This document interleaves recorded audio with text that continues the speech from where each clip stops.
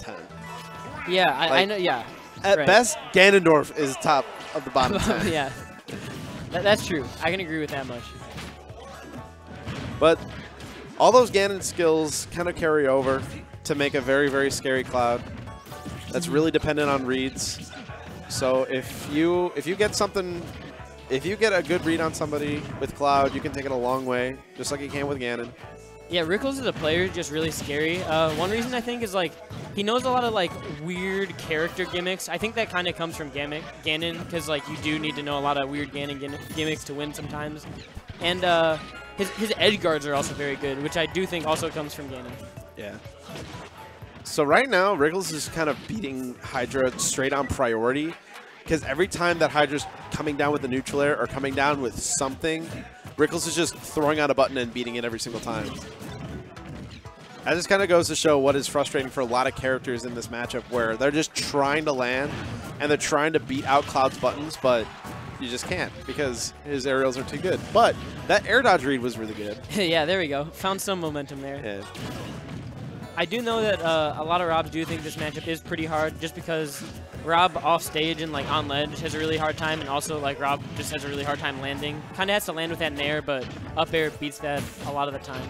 Yeah, but one of the keys in this match, as long as you like keep Cloud in the air and prevent him from landing, then you do have a pretty decent game on your hand because. And you can like honestly cover Cloud's landings fairly safely with things like gyro. It's just a good thing to like throw out if he's like maybe landing with a dare. Yeah. And ledge pressure isn't as scary against this because like Hydra kind of showed there, you can kind of drift out and in with that up B. Ooh. All right, find that up here there. Yeah, at 151, that's finally killing. I like how he actually got that little snipe there.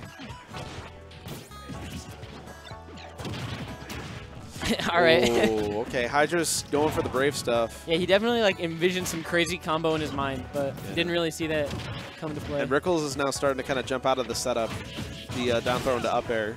I don't know if it's going to be true because I think it's kind of like Palutena's down throw up air where it's rage dependent. Because like a lot of Rob mains I talk to, they kind of like say the same thing where it's all dependent on rage. Like, see right there, I'm pretty sure that may have been true, or maybe he's just looking for a DI mix-up. Yeah, it might have just been a 50-50 at that point, but either way, Rickles picking the correct option. Well, whatever Hydra needs to do to seal out the stock, he needs to do it quick, because... Rickles is, yeah, definitely slowly clawing his way back in here. And he's landing, like, much smarter than he was before, pretty passive. Goes for the nair there, all right. That's interesting. They're just kind of swiping at each other at this point. Nobody wants to overcommit to an approach because they know that it'll either result in more damage or just that. Spot. Just kind of got up and got the jab in. Oh, wow. That was smart. Like, I think Rickles was doing a really good job just playing safe and avoiding kills there, but, like, that's not, like, a way you necessarily expect to die. Like, he probably, like, realized it as an option like as he was getting hit by it. You know? That was death by overcommitment there. Yeah. Because he was just wanting to throw out a hitbox that'll make it harder for Rob to recover by the ledge, but it just didn't happen. And you really only like overcommitted like that once. So the monkey's coming out. Oh yeah. Are we gonna see a switch from Rickles? Ganondorf. Here we go. All right, so this is, I think, like the second character that Hydra has. Yeah, I'm pretty sure. Like, honestly, I think he has a Cloud too. Yeah, no, his Donkey Kong though, it's pretty crisp. No, yeah, it's definitely nice. And I do know that this matchup is a bit of a struggle for Ganon as well. Yeah. But maybe he's just more comfortable in it for whatever reason. Not really sure. Yeah, probably just matchup familiarity. And stuff like stuff like that. He knows his spacings to where he can auto cancel that, or ledge cancel that down B.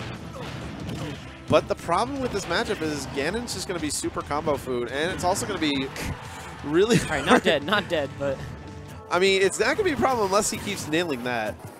If Rickles can keep finding ways to land that up smash, then this is going to be a very, very short fight. And... Ooh, the big boot! That's going to kill. Hanging on that ledge there. Yeah, this is where Rickles feels safe.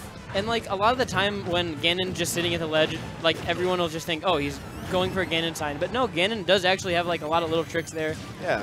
Like he can sometimes clip with that like up B. Yeah, Ganon Ganon has somewhat of a ledge game, so it's not like you don't want to. It's not like, oh, I'm not going to go over there because of Ganon's side. No, you don't want to go over there for a lot of reasons. Ganon's side is one of them. And Rickles is definitely a player that knows a lot of those Ganon ledge shenanigans. Oh, that's going to be a big punish. Oh, no, breaking out of it early. Okay. Oh, my God, Rickles. Tech chases. Let's go. Rickles is cool. He's continuing this. Rickles is cool. Definitely got a cool guy in the building. He just casually up tilted in, like in the middle of a string and like whiffed and continued to try going back to the string. Getting the Titman spike of the big up air. And that's probably going to be. Oh, but he still got it. Hydra tried to whiff punish the forward smash. Yeah. A lot of buttons were pressed there, but like I think they were pressed because he knew like that this move might have a little less lag than you know what? Hydra might expect. You know? Maybe. Either way, it worked out. He won the game. That is all that matters at this point. It's one of those things where if it works, then I could say, you know what? I planned that frame trap out. And it looks like we're seeing another character switch from Rickles. Yeah, a character switch from both. Yeah, I mean, like the Rob, going back to Rob makes sense, but maybe he wants, I don't know. Well, we'll see how it works out. Rickles has been experimenting with Mario a little bit. Right. All right, well, definitely got the combos down. Just chased him with that up air. Yeah. Had a little moment where Hydra tried to break out, but didn't throw out a move fast enough to kind of break out of the string, so ended up eating damage instead. Yeah. Oh, using the downer to kind of deal with the gyro. I like that. And it looks like Rickles is playing this like fairly aggro. Just kind of like running in, finding hits where he can, going with these back airs. Ooh, that was so smart. That's such a Dan thing. Just like space something well on their shield, bait out a grab, and then F smash. Yeah, you could tell that this Mario is kind of based on Dan tech. That's right. what I have to call it. And Dan learned that. Yeah, Dan learned that F smashing tech from Boom Toast, so there's history for that.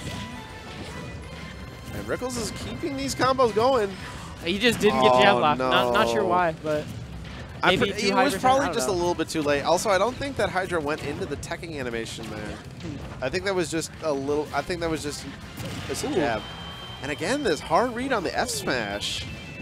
Yeah, not gonna lie, I was doubting this character switch a little bit, considering how good he was looking with Ganon. But Rickles is looking clean right now, and just goes right into the up smash. And yeah, Rickles take the set 2-1. Very commanding game 3. Some little thumbs up there.